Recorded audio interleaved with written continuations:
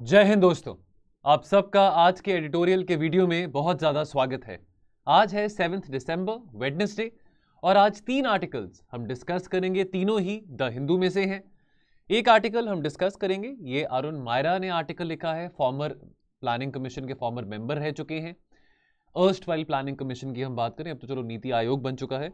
तो यहाँ पे बात करते हैं 3 तरह के सिनारियोज के बारे as far as the future of India is concerned. कौन सा सिनारियो भारत के लिए सही रहेगा in context of India taking the mantle of G20 presidency now. Then एक आर्टिकल इन्वायरमेंट से ओरिएंटेड आया है कि भाई do not blame stubble burning in Delhi alone. केवल स्टबल बर्निंग ही इकलौता रिस्पॉन्सिबल एक कारण नहीं है दिल्ली की प्रदूषित हवा का, और क्या कारण है ये भी हम समझेंगे। और एक आर्टिकल IR से संबंधित है, ये हिंदू एक्सप्लेन्स में आया था, यानी कि टेक्स्ट कॉन्टेक्स्ट वाले पेज में। ये टॉपिक जो है हमको इंडियन एक्सप्रेस एक्सप्लेन सेक्शन में भी मिला था। बात करेंगे IRA के बारे, यानी कि अमेरिका के इन्फ्लेशन रिडक्शन एक्ट के बारे। और क्वेश्चन ऑफ द डे, जैसे कि आप जानते हैं, will be towards the end of the video. ना अब ये आर्टिकल में अरुण मायरा क्या कहते हैं, देखिए हम प्रिडिक्शंस करते हैं, इकोनॉमिक ग्रोथ की प्रिडिक्शंस आती हैं। अब जैसे अभी वर्ल्ड बैंक ने प्रिडिक्ट किया है कि भारत की GDP ग्रोथ इस साल में 6.9% होगी। From time to time different organisations, different think tank economic growth के प्रोजेक्शंस लेके आते हैं, भारत को लेके, दुनिया की ग्लोबल ग्रोथ को लेके, किसी और देश की GDP ग्रोथ को लेके। अब इस सब के लिए हायर करना पड़ता है बहुत ही ज़्यादा टेक्निकल माइंड्स को, बहुत बेहतरीन इकोनॉमिस्ट को। उनको अच्छे खासे पैसे भी दिए जाते हैं उनके एक्सपर्टीज़ के लिए, उनके नॉलेज के लिए। और अगर इस तरह की रिपोर्ट सामने आती हैं कि भाई देखो इन्वेस्टर सेंटिमेंट फेवर होता है, अब अगर कोई ऐसी रिपोर्ट आती है जहां पे ये पता लगता है कि आने वाले 5 साल में भारत की 15% GDP ग्रोथ होगी, तो इन्वेस्टर सेंटिमेंट बहुत बेटर होगा। खास करके जो प्राइवेट इन्वेस्टर सेंटिमेंट है वो बहुत बेहतर होगा, और ज्यादा इन्वेस्टमेंट्स भारत के टुवर्ड्स आएंगी। तो ये जो प्रोजेक्शंस हैं, ये जो रिपोर्ट्स हैं, बहुत एक इंपॉर्टेंट रोल प्ले करते हैं पॉलिसी मेकिंग में और इन्वेस्टमेंट्स को अट्रैक्ट करने में। ठीक है, ये बात तो सिंपल है। अब जहां तक फोरकास्टिंग की बात आती है, देखिए कल क्या होना है किसी को नहीं पता। क्या किसी को पता था 2 साल पहले कि पैंडेमिक आएगा और इतना ज्यादा ग्लोबल कॉन्ट्रैक्शन होगा? Change is the only constant. हम किसी भी चीज को ऐसे पक्के तौर पे नहीं कह सकते हैं कि बस ये चीज अगर लिख दी गई है तो वो पत्थर पे लकीर वाली बात है। कुछ साल पहले जाते हैं, लेट 70s के टुवर्ड जाते हैं, तो उस टाइम पे जो बड़े बड़े इकोनॉमिस्ट थे, जो टेक्निकल एक्सपर्ट्स थे, उनको नहीं पता था कि towards the end of 80s और अर्ली 90s में USSR का डिसइंटीग्रेशन हो जाएगा। क्या इंपैक्ट होगा USSR के डिसइंटीग्रेशन के बाद ग्लोबल इकोनॉमी के ऊपर, किसी को नहीं पता था। लेकिन 70s और 80s में यह कहा जाता था कि जो 21वीं सदी है वो जापान की होगी, क्योंकि जापान ने बहुत ज्यादा इकोनॉमिक ग्रोथ देखा है वर्ल्ड वॉर 2 के बाद। जापान ने वर्ल्ड वॉर 2 में अपना सबक सीख लिया, सोए हुए शेर को जगाया था, अमेरिका के ऊपर अटैक किया था, वो सब हो गया, हिरोशिमा नागासाकी सब हो गया। अब जापान ने अपने आप को इंडस्ट्रियलाइज किया, देयरफॉर जापान बहुत एक इंपॉर्टेंट रोल प्ले करेगा 21st सेंचुरी में। किसी ने नहीं सोचा कि भाई चाइना नामक एक देश है जो बहुत इंपॉर्टेंट रोल प्ले कर सकता है 21वीं सदी में। और अब देखें तो चाइना सेकेंड लार्जेस्ट इकोनॉमी है। Towards the end of the first decade of 21st century China in fact एक इकोनॉमिक पावर हाउस इमर्ज कर चुका था, एंड देयरफॉर हम ब्रिक्स की भी बात पिछले 10-12 सालों से कर रहे हैं, और China had a very important role to play in BRICS. So therefore, what am I trying to say? What is Arun Maira trying to say? That nobody knows what lies ahead. ये सब reports, ये सब forecasting जो है गलत भी हो सकती है। तो यहां पे कैसे हम अपने फोरकास्ट को, कैसे हम अपने रिपोर्ट्स को थोड़ा एक्यूरेट लेके आ सकते हैं। कोई भी रिपोर्ट बिल्कुल 100% एक्यूरेट तो नहीं हो सकती है। तो यहां पे आइडिया देते हैं अरुण मायरा सिनारियो प्लानिंग को लेके। सिनारियो यानी कि सिचुएशन। अब जो स्ट्रेटेजिक थिंकर्स थे, अगर हम शेल कंपनी की बात करें, मेजर एक प्राइवेट कंपनी है, US बेस्ड कंपनी है ऑयल एंड गैस एक्सप्लोरेशन में। अब जो स्ट्रेटेजिक थिंकर्स थे इस ऑयल एंड गैस कंपनी में, उनको कहीं ना कहीं इस बात का अनुमान हो चुका था कि सोवियत यूनियन का डिसइंटीग्रेशन होगा तो रशियन इकोनॉमी ग्लोबल इकोनॉमी के साथ ज्यादा बेहतर तरीके से इंटीग्रेट कर पाएगी as compared to during the cold war times. और क्योंकि रशिया में काफी ज्यादा ऑयल रिजर्व्स पाए जाते हैं, तो शेल कंपनी ने based on the inputs of the strategic thinkers billions and billions of dollars invest करने शुरू कर दिए रशिया में, ताकि वो ऑयल एंड गैस रिजर्व्स को टैप कर सके, एक्सप्लोर कर सके, और एक एडवांटेज मिला शेल कंपनी को। तो क्यों ये पॉसिबल हो पाया? बिकॉज यहां पे सिनेरियो प्लानिंग की बात आ जाती है। तो जो इकोनॉमिस्ट हैं केवल डेटा के आधार पे प्लानिंग ना करें, सोशो और पॉलिटिकल कंडीशंस के आधार पे भी प्लानिंग करना बहुत जरूरी है। आज भारत में पॉलिटिकल स्टेबिलिटी है। आज से अगर 8-9 साल पहले की बात करें, यूपीए 2 के टाइम की बात करें, पॉलिटिकल स्टेबिलिटी नहीं थी। अर्ली 90s की बात करें, पॉलिटिकल स्टेबिलिटी नहीं थी। लेट 90s की बात करें तो भी पॉलिटिकल स्टेबिलिटी नहीं थी। उसका इंपैक्ट हमारे अर्थव्यवस्था पे भी होता है। इस बात को मद्देनजर रखना बहुत ज्यादा जरूरी है। तो सिनेरियो प्लानिंग डिसीजन मेकर्स को, ब्यूरोक्रेट्स को, कॉर्पोरेट हाउसेस को, इन्वेस्टर्स को मदद करता है अपने फैसले लेने के लिए। क्या रिस्क होंगे आने वाले समय में, क्या अपॉर्चुनिटीज होंगी आने वाले समय में, इसके बारे बेहतर तरीके से पता लग सकता है सिनेरियो प्लानिंग के जरिए। तो scenario planning does not begin with data.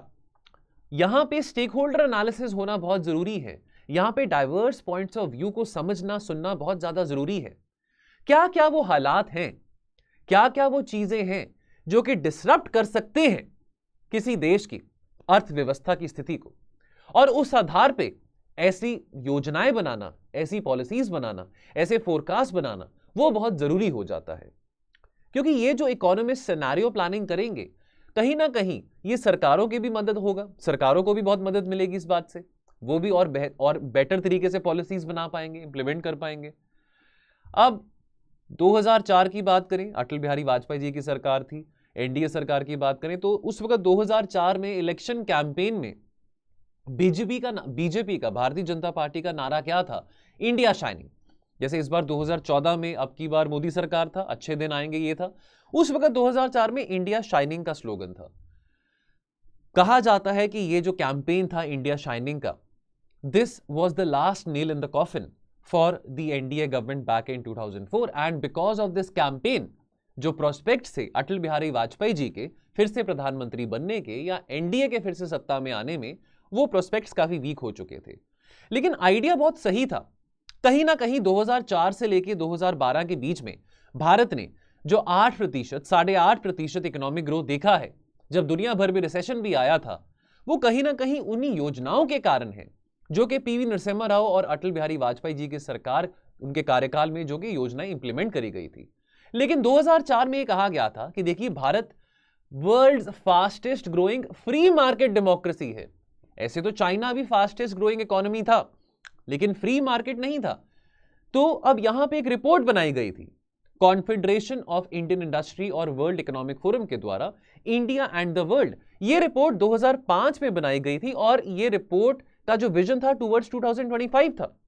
और ये कैंपेन के जरिए, इस रिपोर्ट के जरिए कोशिश की गई थी कि कैसे ल्योर किया जा सके, सिड्यूस किया जा सके इन्वेस्टर्स को कि वो इंडिया में और पैसे इन्वेस्ट करें और वो चाइना में ज्यादा पैसे इन्वेस्ट ना करें, because China was becoming the industrial house of the world, the factory of the world.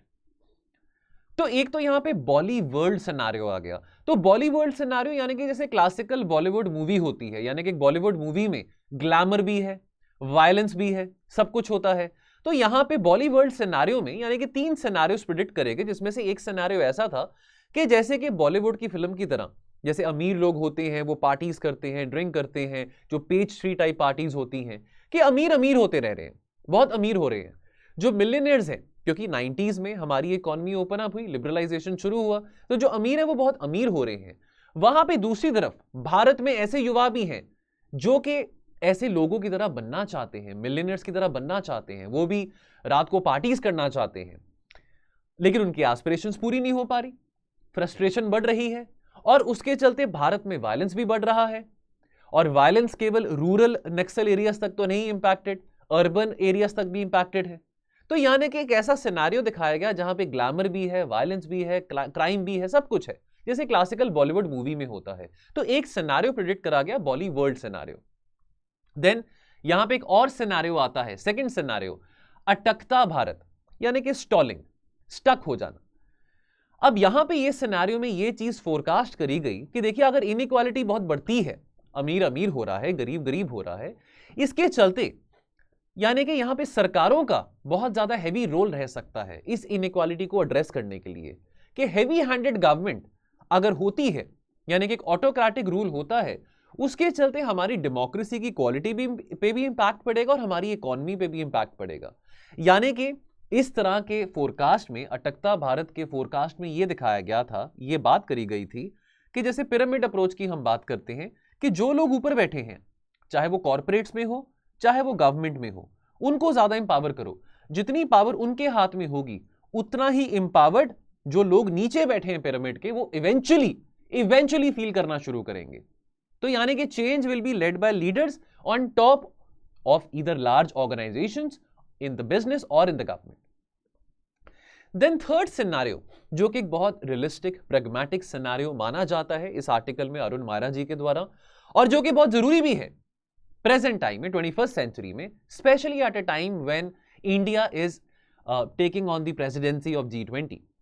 यहां पे जो चेंजेस होंगे वो पीपल लेड होंगे। जन भागीदारी अप्रोच की बात करी गई है, चाहे वो कंजर्वेशन अप्रोच वाटर में हो, एनवायरमेंट में हो, एग्रीकल्चर में हो या रूरल एंटरप्राइजेस में हो। और ये एक ज्यादा सस्टेनेबल सिनेरियो और मॉडल माना गया था as compared to the top down model जो अटकता भारत में हमने डिस्कस किया था।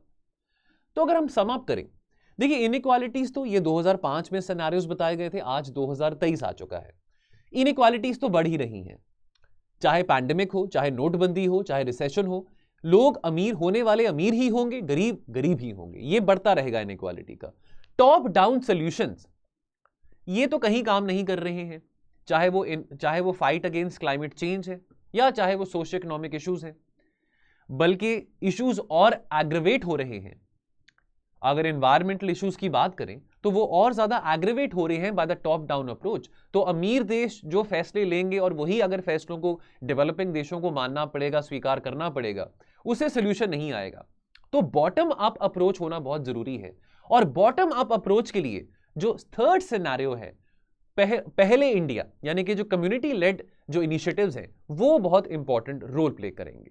और ये जो मॉडल है पहले इंडिया, जहां पे हम कम्युनिटी लेड, कम्युनिटी इन्वॉल्वमेंट की बात कर रहे हैं, कम्युनिटी मोबिलाइजेशन की बात कर रहे हैं, ये दुनिया की जितनी भी गंभीर समस्याएं हैं, जो भी प्रॉब्लम्स हैं, उसको रिजॉल्व करने में काफी मदद करेगा।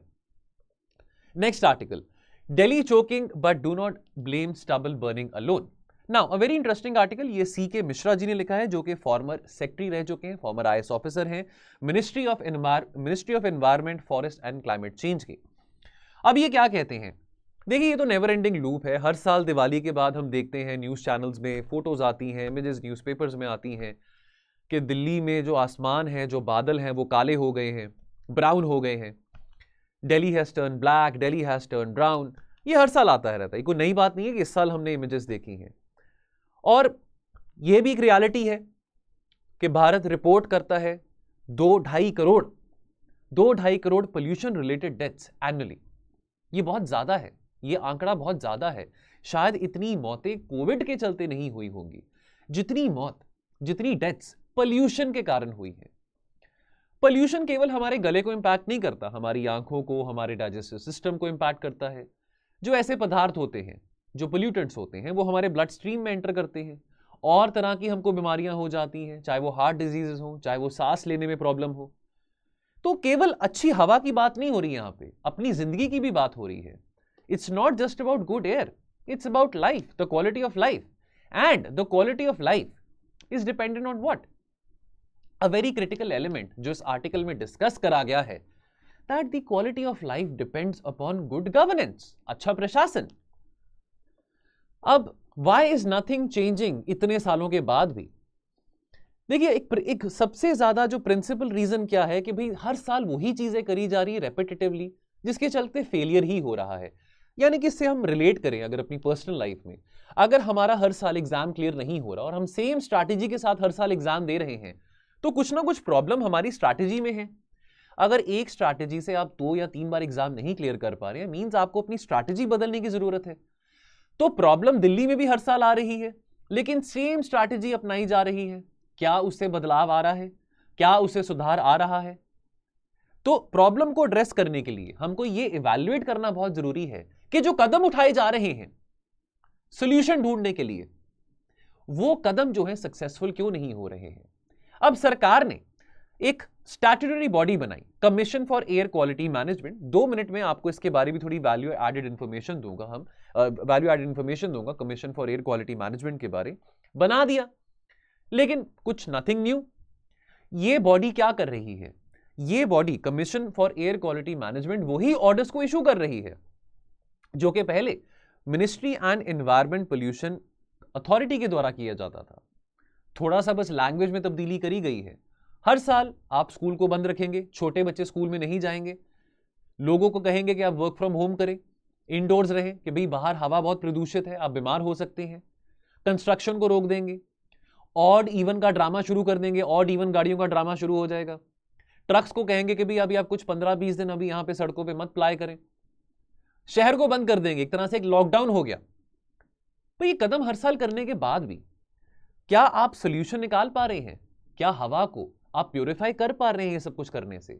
ये तो वही बात होगी ना कि आपको गोली लगी है और आप जख्मी हो गए हैं, तो वहां पे बैंडेड के साथ तो आप ठीक नहीं होंगे ना, गोली निकालनी पड़ेगी जहां पे भी आपको लगी है। तो कोई ये सुई तो नहीं है, कोई नीडल तो नहीं है कि जो आपको प्रिक हो गया, आपका खून निकला तो आपको वहां पे पट्टी बांध दी। गोली लगेगी तो गोली निकालनी पड़ेगी, पट्टी बांधने से काम नहीं होने वाला। अब हम बात करेंगे इस commission for air quality management के बारे। थोड़ी वैल्यू एडेड इंफॉर्मेशन है, एक्स्ट्रा इंफॉर्मेशन हमेशा अच्छी रहती है, कोई हर्ज नहीं है उसमें। यह एक स्टैट्यूटरी बॉडी है जिसको सरकार ने अगस्त 2021 में ही स्टैब्लिश करा था, जिसका मेन मैंडेट क्या है कि जो हवा का जो संतुलन है, जो हवा की जो क्वालिटी है, उसको मैनेज करना दिल्ली एनसीआर रीजन में। और साथ ही के साथ केवल दिल्ली एनसीआर तक सीमित नहीं है इसका मैंडेट, पंजाब, हरियाणा, यूपी और राजस्थान तक भी सीमित है कि भाई इन राज्यों की भी जो एयर क्वालिटी मैनेजमेंट का जो मैंडेट है वो इस बॉडी के पास है। क्योंकि जो पराली की हम बात करते हैं, पराली को जो आग लगाई जाती है, आमतौर पे पंजाब के, हरियाणा के, वेस्टर्न यूपी के जो किसान हैं वही पराली को ज्यादातर आग लगाते हैं, जिसके चलते दिल्ली में बहुत प्रॉब्लम होता है स्टबल बर्निंग के कारण। बट इकलौता स्टबल बर्निंग के कारण नहीं है, जो कि एक इंपॉर्टेंट बात इस आर्टिकल में कही गई है। अब जो एयर क्वालिटी है अराउंड दिल्ली एनसीआर, इसको मॉनिटर और मैनेज किया जा रहा था bye multiple bodies before establishing the CAQM। तो वो बॉडीज कौन सी थी? आपकी CPCB होगी, स्टेट पोल्यूशन कंट्रोल बोर्ड्स हो गए, EPCA की बात करें, environment pollution control authority of NCR। अब ये जो बॉडीज हैं, इसको सारी की सारी बॉडीज को एक ही एंटिटी में सबस्यूम कर लिया जो CAQM है। इससे पहले ये जो बॉडीज थी सारी की सारी, इसको कौन मॉनिटर करता था? मिनिस्ट्री ऑफ एनवायरमेंट और सुप्रीम कोर्ट। अब ये सारी बॉडीज को एक सिंगल एंटिटी में इंटीग्रेट कर दिया। आइडिया अच्छा है, आइडिया बुरा नहीं है, idea is very good, but फिर भी गवर्नेंस ठीक तरीके से नहीं हो पा रही है। चलिए, now why is Delhi air's bad?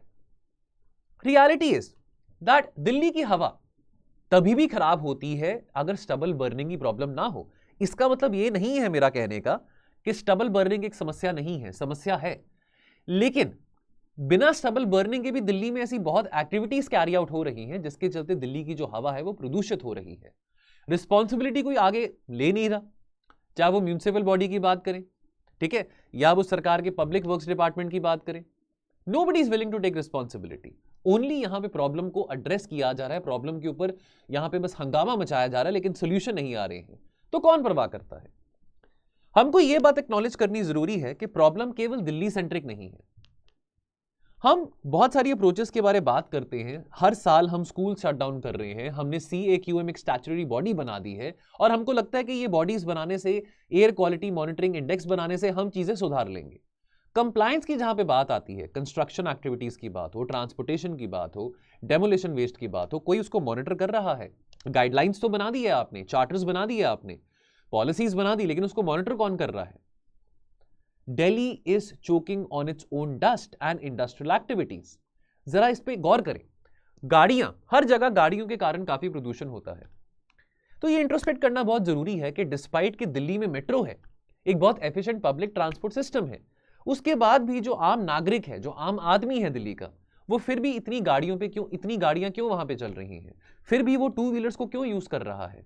कहीं ना कहीं मेट्रो बनाने से या पब्लिक ट्रांसपोर्टेशन बनाने, अब वो घर के बाहर तो नहीं आने वाली मेट्रो और पब्लिक ट्रांसपोर्टेशन सिस्टम, जाना तो पड़ेगा आपको मेट्रो स्टेशन तक या बस स्टैंड तक। अब जो लास्ट माइल कनेक्टिविटी है, क्या उस चीज को दिल्ली की सरकार बेहतर तरीके से एड्रेस कर पाई है कि नहीं कर पाई है? तो नो टू सिलो फंक्शनिंग की जहां पे बात आती है तो क्रिएटिव होने की बहुत ज्यादा आवश्यकता है। जैसे ही ये इनिशिएटिव CAQM का बनाने का, बहुत सारी बॉडीज को, बहुत सारी इंस्टीट्यूशंस को एक ही एंटिटी में मर्ज कर दिया, अच्छा फैसला था। तो ये तो चलो कर दिया, there needs to be single entity, लेकिन जो कोर इशू है दैट इज द गवर्नेंस। प्रशासन की बात करें, मिस गवर्नेंस की बात करें, तो यहां पे अगर एक बॉडी कोई प्रस्ताव बना रही है और एक बॉडी उसको इंप्लीमेंट कर रही है और एक बॉडी उसको मॉनिटर कर रही है, तो कंफ्यूजन बहुत ज्यादा होगा, ब्यूरोक्रेटिक इनर्शिया बढ़ जाएगा। तो इस चीज को एड्रेस करना बहुत ज्यादा जरूरी है। लास्ट में बात करेंगे Europe concerns about the America inflation reduction act. तो अभी रिसेंटली क्या हुआ है कि फ्रांस के जो प्रेसिडेंट है इमैनुअल मैक्रोन, तो दावत पे गए थे, वो अमेरिका गए थे। अमेरिका में जो बाइडेन ने उनको डिनर पे इनवाइट किया था, तो डिनर पे बैठ के उन्होंने कुछ बातों के बारे यहां पे चिंता प्रकट करी और जो बाइडेन से बात करी।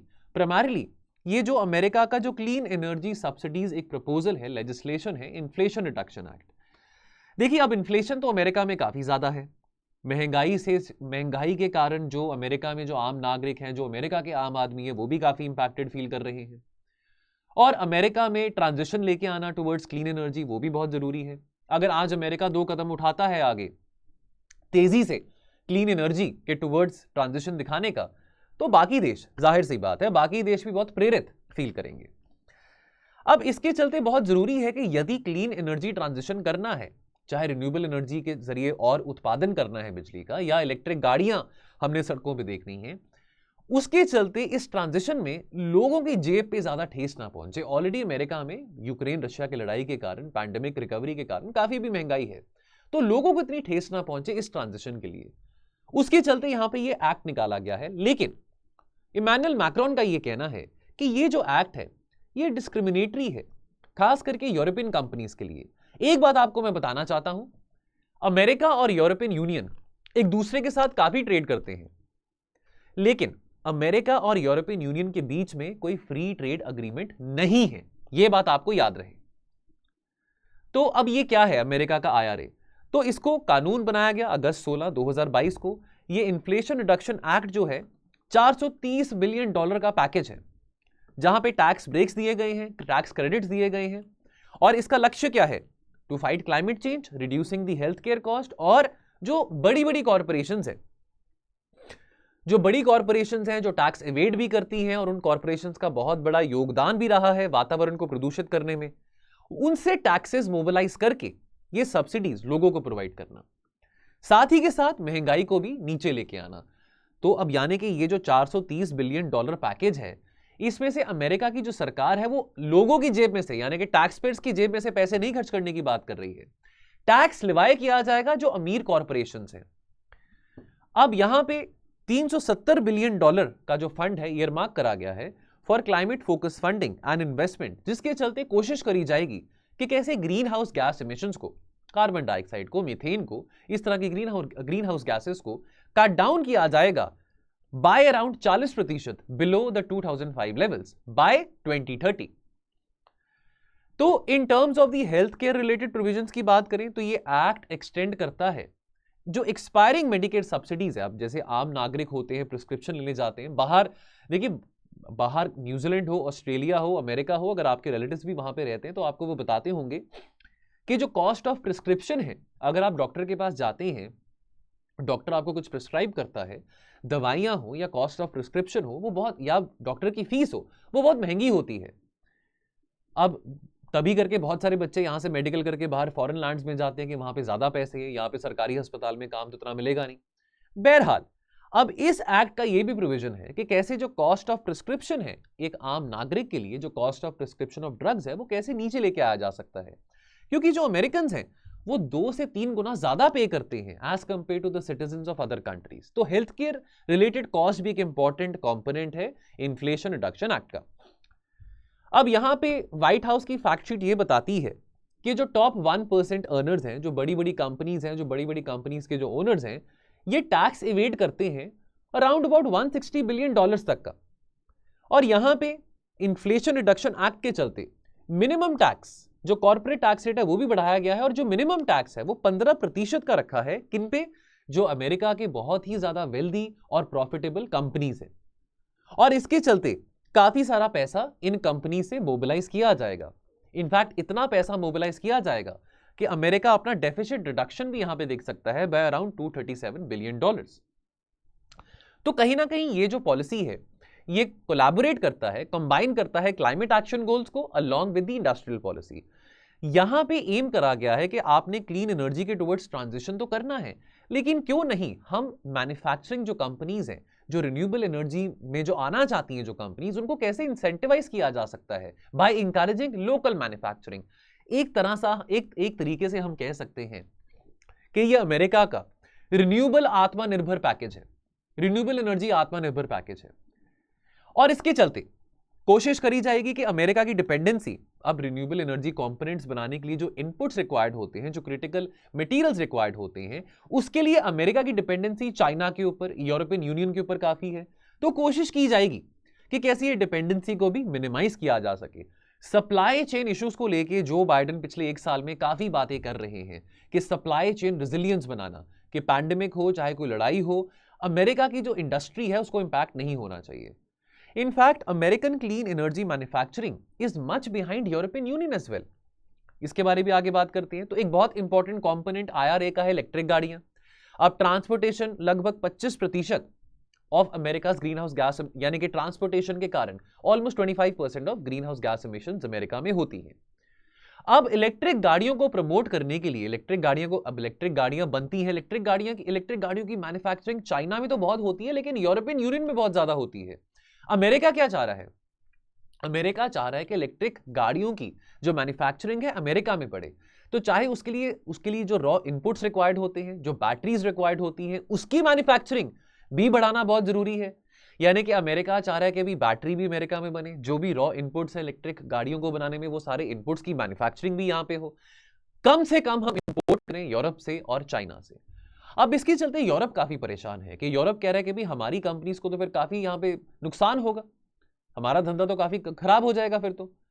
अभी तो यहां पे इस बात करी गई है only passenger electronic vehicles assembled in North America.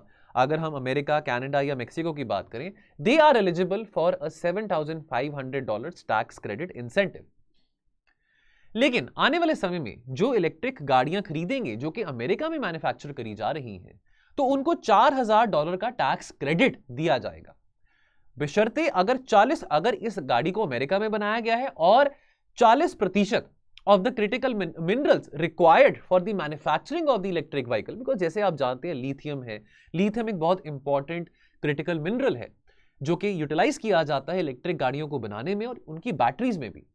तो लेकिन ये सारी की सारी चीजें केवल नॉर्थ अमेरिका में, तो नॉर्थ अमेरिका में यहां पे जो बात आती है यूएसए, कनाडा, मेक्सिको तक सीमित है बात, कि अगर ये चीजें यहां पे बनाई गई हैं या जिन देशों के साथ अमेरिका का फ्री ट्रेड एग्रीमेंट है, अगर उन देशों में बनाई गई है तो बात सही है, तो आपको ये टैक्स क्रेडिट मिलेगा।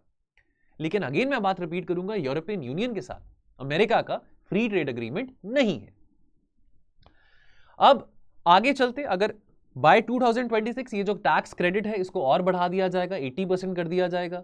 इवेंचुअली बाय 2028 टैक्स क्रेडिट को 100% कर दिया जाएगा। तो ये जो बेनिफिट्स हैं मैन्युफैक्चरिंग सेक्टर के लिए, जो खास करके कंपनीज रिन्यूएबल एनर्जी सेक्टर में आना चाहती हैं, इलेक्ट्रिक व्हीकल मैन्युफैक्चर करना चाहती हैं, उनके लिए बहुत बड़ा एडवांटेज है।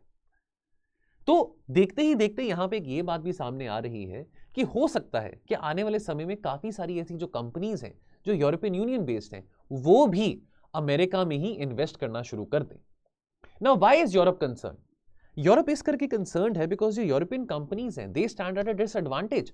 अब यूरोप में जो कंपनीज है उनको लग रहा है कि भाई हमको तो ईयू कोई इतने इंसेंटिव्स दे नहीं रहा, अमेरिका में कंपनीज को इतने इंसेंटिव्स मिल रहे हैं, तो क्यों नहीं हम अपनी मैन्युफैक्चरिंग फैसिलिटीज अमेरिका में ही शिफ्ट कर दें। अब फॉर एग्जांपल अगर हम स्वीडन के बैटरी मेकर की बात करें नॉर्थवोल्ट, अब ये कंपनी वो सेट टू एस्टैब्लिश एक lithium ion battery in Germany में बहुत सारी गाड़ियां मैन्युफैक्चर करी जाती हैं। लेकिन अब ये इन्फ्लेशन रिडक्शन एक्ट के बाद जो नॉर्थवोल्ट के जो सीईओ हैं वो ये कहते हैं कि अगर मैं अपनी मैन्युफैक्चरिंग फैसिलिटी को अमेरिका में सेटअप करता हूं तो मुझे $836 मिलियन की सब्सिडीज मिलेगी, जो कि 4 गुना ज्यादा है जितना जर्मनी की सरकार मुझे दे रही है। अगर हम Hyundai की बात करें, south Korean motor giant Hyundai की कितनी गाड़ियां यहां पे हम देखते हैं, Hyundai भी इलेक्ट्रिक व्हीकल मैन्युफैक्चरिंग में ट्रांजिशन कर रहा है। तो वो भी अपना प्लांट अमेरिका में सेट करने की बात कर रहा है। क्यों? क्योंकि वहां पे अमेरिका इंसेंटिव्स दे रहे हैं मैन्युफैक्चरिंग के लिए, चाहे वो कंपनी यूरोपियन यूनियन बेस्ड हो, चाहे वो कहीं मर्जी की हो, इंसेंटिव्स मिल रहा है। तो क्यों नहीं वो मैन्युफैक्चरिंग फैसिलिटीज को अमेरिका में शिफ्ट करना चाहेंगे, which means more jobs in America, and that is a loss for European union. क्या आप जानते हैं कि चाइना डोमिनेट करता है इलेक्ट्रिक व्हीकल परचेजिंग मार्केट को, लेकिन यूरोप का जो शेयर है वो चाइना से भी डबल है। According to the IEA, 9 of the top 10 countries by share of electric vehicles in the total car stock are in Europe. अब इसके चलते, अभी तो इलेक्ट्रिक व्हीकल में बहुत ज्यादा जो होल्ड है वो यूरोप का है, लेकिन IRA के चलते जो फियर्स हैं ऑटोमेकर्स के, ऑटोमोबाइल मैन्युफैक्चरर्स के, specially based in European union, वो फियर बढ़ चुके हैं। क्योंकि अब ये भी हो सकता है कि ऑटोमोबाइल मैन्युफैक्चरर्स एकदम से अमेरिका में ही ट्रांजिट करें, अमेरिका में ही अपनी कंपनी को, अपने एम्प्लॉयज को शिफ्ट करना शुरू कर दें। तो यहां पे हम फिगर भी देख सकते हैं, 10% मार्केट शेयर है यूरोप का इलेक्ट्रिक व्हीकल सेल्स, अगर हम इलेक्ट्रिक व्हीकल सेगमेंट की हम बात करें। और यहां पे आप देख सकते हैं कि कितनी सारी गाड़ियों की रजिस्ट्रेशन भी यूरोप में हो रही है। ये आप मरून कलर का देख सकते हैं, लगभग around about less than 1.5 million registrations of electric vehicle cars are happening in Europe, which is much more than that happening in America. Question of the day. Delhi's degrading air quality is a classic combination of misgovernance and bureaucratic inertia. क्या आप इस बात से सहमत हैं? अगर हैं तो 150 वर्ड्स में आंसर करें। हमारा टेलीग्राम ग्रुप है editorials with means answer writing, इस ग्रुप में आप अपना आंसर पोस्ट कर सकते हैं। अगर आप इस ग्रुप का हिस्सा बनना चाहते हैं, यहाँ पे पीयर टू पीयर रिव्यू रहता है, तो यहाँ पे आप डिस्क्रिप्शन बॉक्स में जाएं, वीडियो देख रहे हैं तो आपको ये लिंक दिखाई देगा, क्लिक करेंगे तो आपको हमारे टेलीग्राम चैनल के प्रति रीडायरेक्ट किया जाएगा। और दोस्तों जाने से पहले तो बेस्ट आंसर हम टेलीग्राम के ग्रुप में शेयर कर देंगे, पिन कर देंगे, बट जाने से पहले आपको मैं एक एडवर्टाइजमेंट के बारे, जो कि रोज मैं शेयर करता ही हूं, बिकॉज प्रीलिम्स का जो असंभव से संभव करने वाला प्रीलिम्स का लाइव क्रैश कोर्स, तो ये लाइव क्रैश कोर्स 28 नवंबर 2022 से शुरू हो चुका है और 30 अप्रैल 2023 तक रहेगा। 11 AM to 1 PM Monday to Saturday यहाँ पे डेली लाइव क्लास रहती है। कल से पॉलिटी की लाइव क्लासेस शुरू होने वाली हैं। अभी पिछले 9 दिनों से एनवायरमेंट की लाइव क्लासेस चल रही थी, तो यहाँ पे आपके साथ कोई भी सब्जेक्ट हो, एनवायरमेंट हो, पॉलिटी हो, हिस्ट्री हो, ज्योग्राफी हो, IR है, science, economy, whatever it is, यहाँ पे आपके साथ स्टैटिक और करंट अफेयर्स दोनों ही शेयर किए जाते हैं ताकि बैलेंस तैयारी आपकी हो। हमको नहीं पता कि यूपीएससी करंट अफेयर्स डालने वाला है प्रीलिम्स में या स्टैटिक डालने वाला है, लेकिन हमने तैयारी दोनों की करनी है। और साथ ही के साथ 4000 से ज्यादा क्वेश्चंस भी आपको प्रैक्टिस करने को दिए जाएंगे एंड बोनस होगा इसमें स्पेशल सीसैट क्लासेस का। और इंफॉर्मेशन के लिए आप हमारे टोल फ्री नंबर पे कॉल करें 1800-890-3043 और आपकी पूरी असिस्टेंस की जाएगी यदि आप इस कोर्स में एनरोल होना चाहते हैं। तो मैं लेता हूं आपसे इजाजत और मिलूंगा आपको कल और एनालिसिस के साथ। आप अपना ध्यान रखें और पढ़ते रहें। Thank you so much. जय हिंद।